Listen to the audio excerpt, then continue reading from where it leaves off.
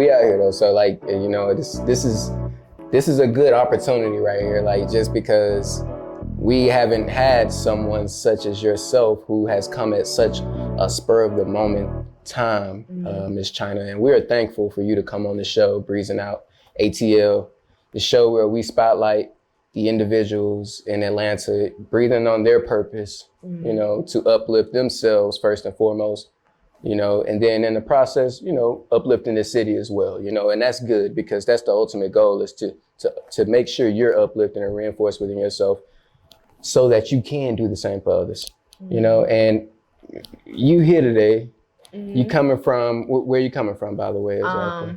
Well, were you from the east side? You from the west side, north side, south side? Yeah, from the east side. East side, okay. Decatur. So Decatur, okay. So she's from Decatur, she's coming from Decatur.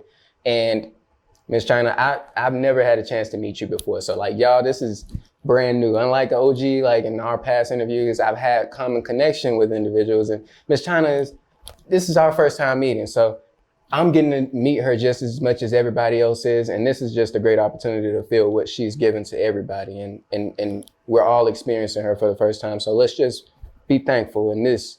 So how are you breathing these days, Miss China? Well, first off, I'm sorry, you're from the Decatur, but are you originally from Atlanta, from Georgia? I am originally from Georgia. Okay. I was born in Griffin, Georgia. Okay. Stayed down there for some years, then moved up to the south side, Clayco. So I was there for some years. So I really claim Clayco, honestly. I got you. But now I stay on the east side. I got you. Oh man, Clayco. I don't want to get into it, you know, because you got enough run-ins with Clayco. You just don't even want to talk about it no more. You just let it go. Right. But it ain't no disrespect. It is a great city. But yes. So Clay, you and just how you're living these days. How are you breathing? What's going on? How you living? Talk to us. Tell us how you feeling. I know it's been a lot going on with the pandemic, you know, but tell us about your life, who you are, and how you're breathing these days. What's going on? Okay. Well, I will first start off with the pandemic. Yes. If it wasn't for the pandemic, you know, I would be where I am right now. So like, yes, I got you. When the pandemic hit, I had a job. Okay. Thank God I had a job. But, you know, our hours started getting short and stuff. So when that happened, you know, my hours was going down. But the good part was I was able to get some help, like unemployment or whatever. Right. But, you know, eventually they cut that shit, you know. So, you know, I was just like, okay, what am I going to do? And then it was like, around that time that's when I first started dancing. Around that time.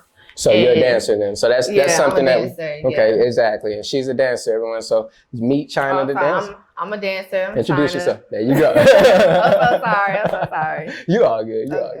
You all good. But no, tell us. Okay, so talk to us about this experience because this obviously you've been through a lot through this period.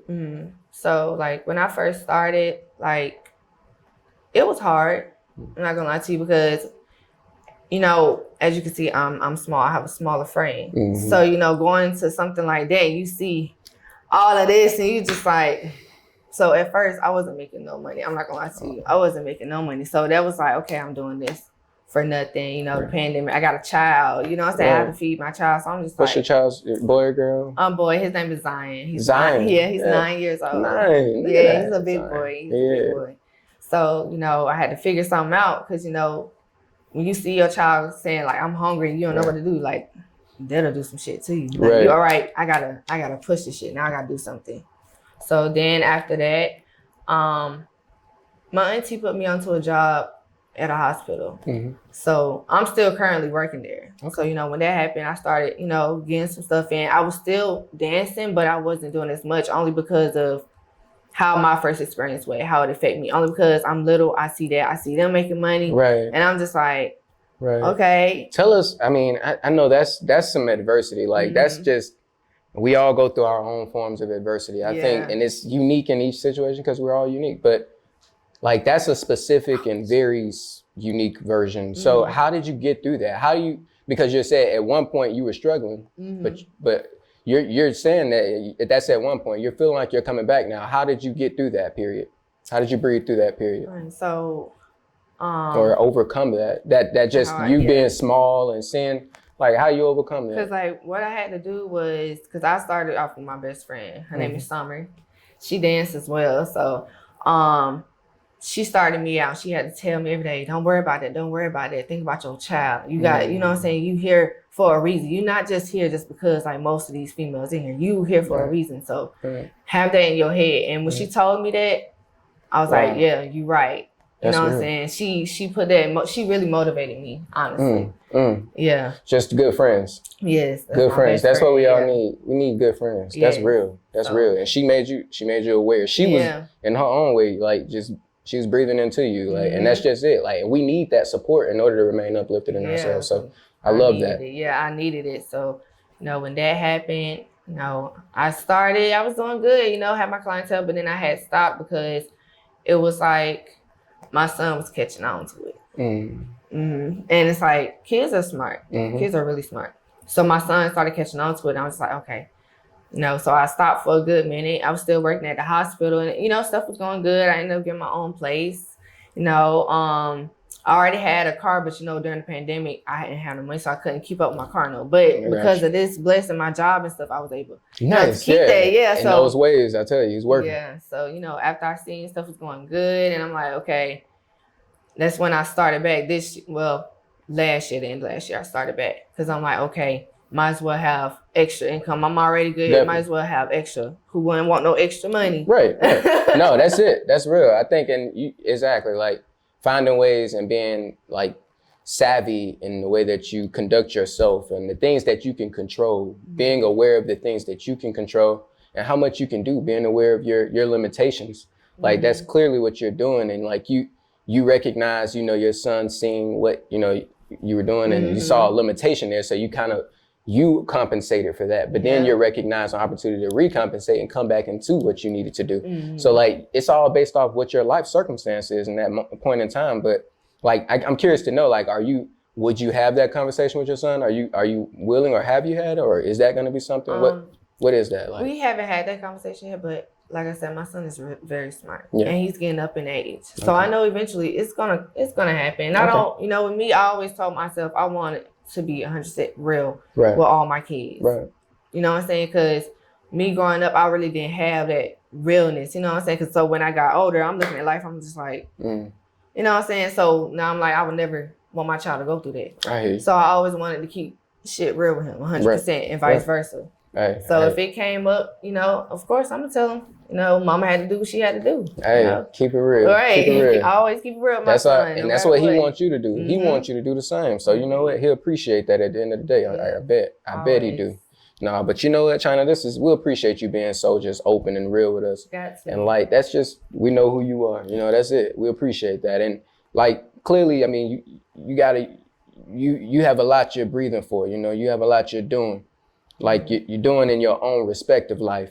Like, and when you think about and you kind of scale up and like look at yourself in the grand scheme of things and what you bring to the city of Atlanta and just the people around you, your son Zion, even being in his life or representing him, like what do you feel how do you feel you're uniquely impacting Atlanta? What do you feel you bring that's unique to Atlanta or to just, you know, your environment, your scene? Atlanta, we say Atlanta on here because, you know, Atlanta is East Atlanta. Like we influence everything though, I feel like. But yeah, like how do you feel you're uniquely impacting your scene? Let's see. Well, I feel like I'm kind of, you know. Yeah. Like, I don't know, with my realness, with my like energy, you know what I'm saying? Like, cause with people I meet, like of course at first I'm gonna be shy, but like when I'm dancing or whatever, like I'm ready to turn up. Like even if you just in there, let's have a good time. You don't even have to, you know what I'm saying? Like with me, I like to uplift people. I like to make people feel good. You know what I'm saying? I like to help. So, and then it's like, even when I'm not in that mood with me, that's just me. That's just how I am. Wow. And so that's real. It's like, then it's like, I feel like I impact, like I said, by helping. You know what I'm saying? I don't mind helping. I don't mind doing what I have to do for other people, because even though a lot of people not going to return it back, but still, you know what I'm saying?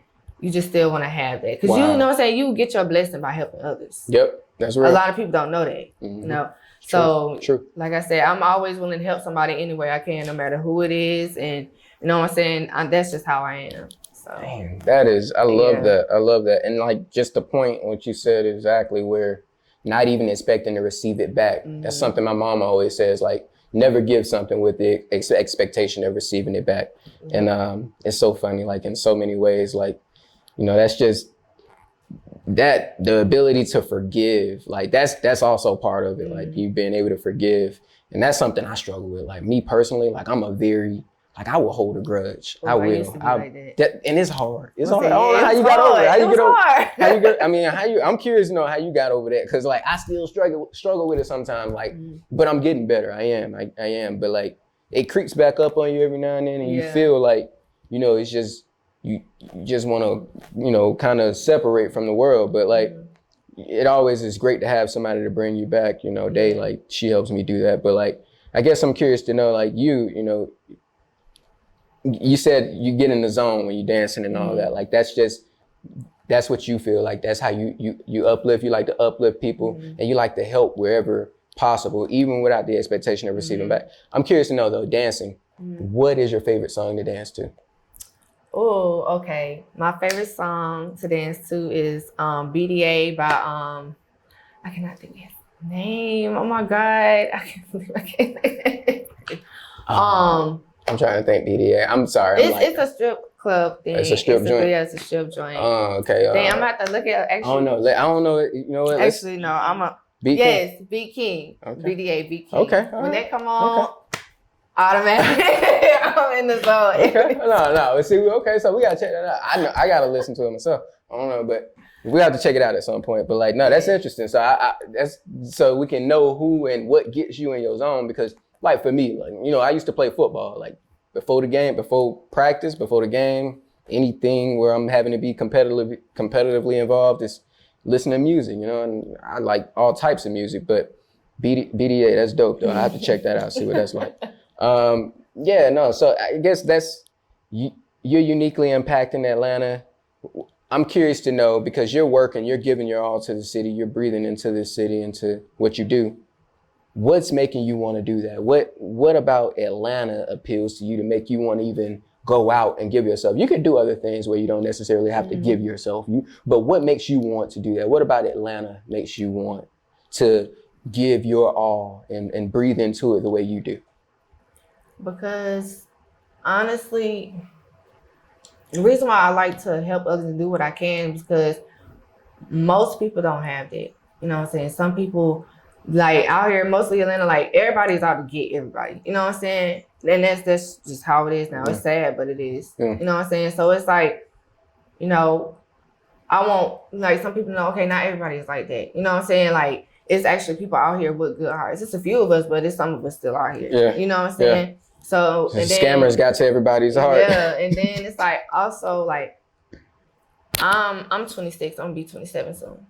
Yeah, so it's like, since I'm older and you know some of the stuff I went through or whatever, I meet a lot of younger people that I see a lot of myself, and I just be like, okay, try to, you know, help them out. That's why I say I try to help out as much as I can. So, you know, I try to help them out, let them know what it is, because a lot of younger females do come to me and ask me a lot of questions about life and stuff like that. So I, you know, give them advice, tell them how to do this, how to do that, how to overcome, you know what I'm saying? That's real. That's real. Because I done been through a lot of shit. That's why I'm like, man, that's real. I don't want nobody to go through the same thing I went through. Exactly. And that's just it. That's no better gift than the gift of time received, which is what you're providing people when you're giving them advice, right? Like you're trying to help them not make the same mistakes you did. That's like the best gift you can give. And that's amazing. Like I'm sure you folks may not even know how much you're impacting their lives, but you're doing a lot, and you are a great person. I could tell. I could tell. We feel it. We feel that. We feel you, China. So last thing, you know, we're curious because it's always something that, you know, every person has their own thing that they love about the city. But like, if a person were coming to the city, they were new to the city, what's one thing you would tell them to do, or, you know, like, how should they be, or like, what's one thing they should experience to ensure they have a good time? Actually, I met one of my homegirls. Her name was Sarah. I met her or whatever, and she was new to the city. And you know, she came to me, "Oh, how's it gonna be?" Like you just said, right? Yeah. So I told her straight up, you know, it's a little different out here in Atlanta. be some strange shit going on. So I just be like, keep it real. if you see some shit or whatever, just mind your business. Don't say nothing to nobody. Just keep it moving. Keep it pushing. That's it. I love it.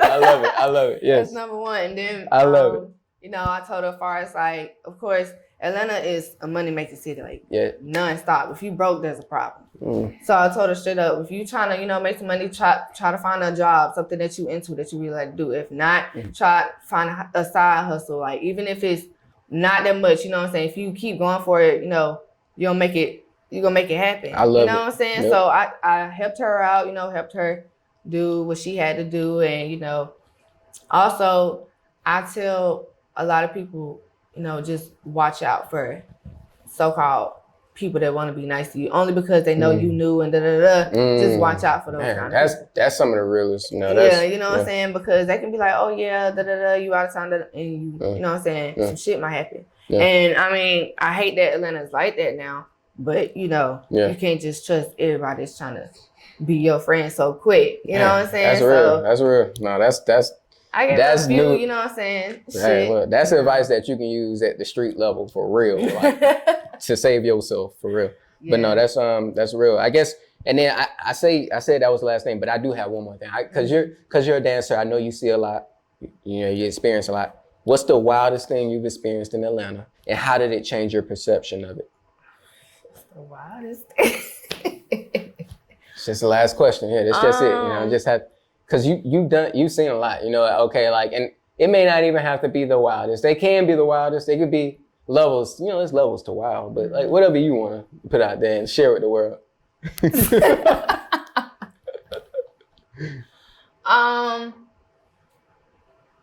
I'm not gonna say, and it was the wildest, but it was a shocker to me. You know what I'm saying? That was wild to me. So I wasn't dancing though. I was just out or whatever. And this was like around New Year's, like a few years ago. Yeah. I went out with two other females, and it was like, okay, let's go to this, this Mexican club. I was like, okay, let's go. Like, I never been to a spot like that. And on New Year's, he was like, come on, let's go. I'm like, I was down. All right. So I'm trying to see what they're talking about. So, we went, we had fun or whatever. And what shocked me was, it was just like, of course nowadays drugs is bad. Like it's out there. But I never experienced it being out there. So while we're at the club, it's just like people on the bar doing it. And I'm just like, wow, in the club. Yes, seriously. And I'm just like, is this normal? Is this usually how it is? And she's just like, oh, it's okay. I'm like, this is not okay. Like, wow. So that was, but she was this. Yeah. I'm just like, this not cool. I'm like, that's some wild ass shit. And then just like, I was just like, what the world? Like, and then after that, I was just like, yep, time to go. I don't want to go there. That completely cut it. That's it. That cut it.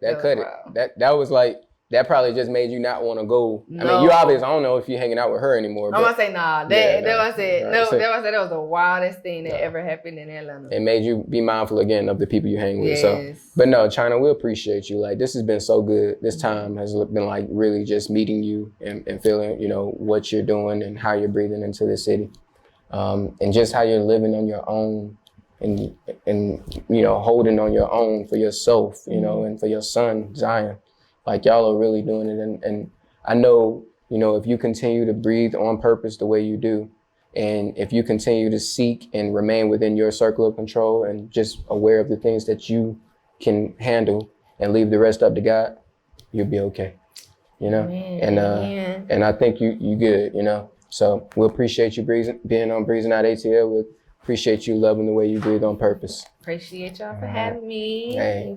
Thank you. Yes, and we also have some merch here for you. So this is actually going to go in the air for you. We got a t-shirt. It's a Breezinout ATL tee. So we're going to end up putting this up for you.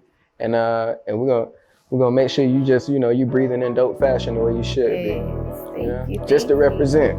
Of course I will for having me. Of course I will represent. Yes. Yeah. Okay, Ray, thank you so much. Thank you. Thank you.